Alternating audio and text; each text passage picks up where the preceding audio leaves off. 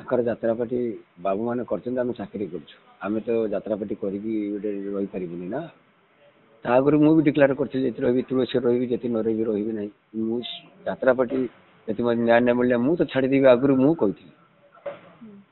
ମୁଁ ତ ଆଗରୁ ମୁଁ ପୁରା ଟୋଟାଲ ଖଲାସ କରିସାରିଥିଲି ମୋର ନ୍ୟାୟ ଦରକାର ମୋର ଯାତ୍ରାପାଟି ଦରକାର ନାହିଁ ଆଉ ମୋ ସଂଘ ନିଷ୍ପତ୍ତି ନେବ ଏ ବାବଦ ମୋର ଏ ବାବଦରେ କିଛି କହିବାର ନାହିଁ। କିନ୍ତୁ ସାର୍ ଆପଣ ଅଭିଯୋଗ ଆଣିଥିଲେ ଯେ ଆପଣଙ୍କ ପ୍ରତି ଅନ୍ୟାୟ ହେଇଛି ଯେହେତୁ କଳାକାର ଆପଣ ଜଣେ ମାଲିକ ମାରିଛନ୍ତି ତ ଏଥିରେ କଳାକାର ମାନେ କଣ କରିବେ ସାର୍ ଆପଣଙ୍କୁ ଲାଗୁଛି ଆପଣଙ୍କ ପ୍ରତି ଯୋଉ ଅନ୍ୟାୟଟା ହେଲା ଆପଣଙ୍କୁ ପୁରା ବ୍ୟାନ୍ କରିଦେଲା ମାଲିକ ସଂଘ? ମୁଁ ତ ସେଇଟା ଆଗରୁ କହିଥିଲି ମତେ ନ୍ୟାୟ ନ ମିଳିଲେ ମୁଁ ପାଉଡର ମାରିବିନି ମୁଁ କଣ ପାଇଁ ତାଙ୍କ କେସ୍ କରାହେଇଛି ସେଟା ସଂଘ ସବୁ ନିଷ୍ପତ୍ତି ନେବ ମୋର ଏ ବାବଦରେ କିଛି କହିବାର ନାହିଁ। କିନ୍ତୁ ଲାଗୁନି ସାର୍ ଆପଣଙ୍କ ପ୍ରତି ଅନ୍ୟାୟ ହେଲା ମାଡ଼ ବି ଆପଣ ଖାଇଲେ ବ୍ୟାନ୍ ବି ଆପଣ ହେଲେ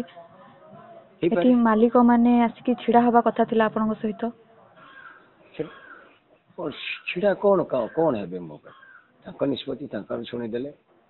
ମୁଁ ବି ଆଗରୁ ନିଷ୍ପତ୍ତି ଶୁଣି ସାରିଥିଲି ଯେ ମୁଁ 25-26 ରଙ୍ଗ ପାଉଡର ମାରିବି ନାହିଁ ମତେ ମୋର ମ୍ୟାଟର ହଉଛି ମତେ ଯୋଉ ମାଡ଼ ହେଇଛି ମୁଁ ତ ଆଗରୁ କହିଥିଲି ଯାତ୍ରା ପାଉଡର ମାରିବି ନାହିଁ ମୋର ନ୍ୟାୟ ଦରକାର ସେଥିପାଇଁ ମୋ ସଂଘ ଅଛି ମୁଁ ଏ ବାବଦରେ ଆଉ କିଛି କହିବାକୁ ଚାହୁଁନି। କିନ୍ତୁ ସେ ଲାଗୁନି ଆପଣଙ୍କୁ ଏଇଟା ଅନ୍ୟାୟ ହେଲା ବୋଲି ଆପଣଙ୍କ ସହିତ? ସେଟା ମୋ ସଂଘ କହିବ ସେଟା ଦର୍ଶକ ସମାଜ କହିବ ଆଉ ସମସ୍ତେ କହିବେ ମୁଁ କହିବାଟା ଠିକ ନୁହେଁ।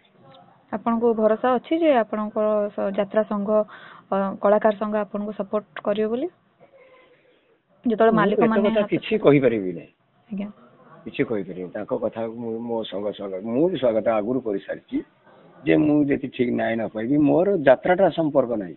ମୁଁ ତ କହିଥିଲି ମୋର ସମ୍ପର୍କ ମୋର ପଏଣ୍ଟ ହଉଛି ମତେ ମାଡ଼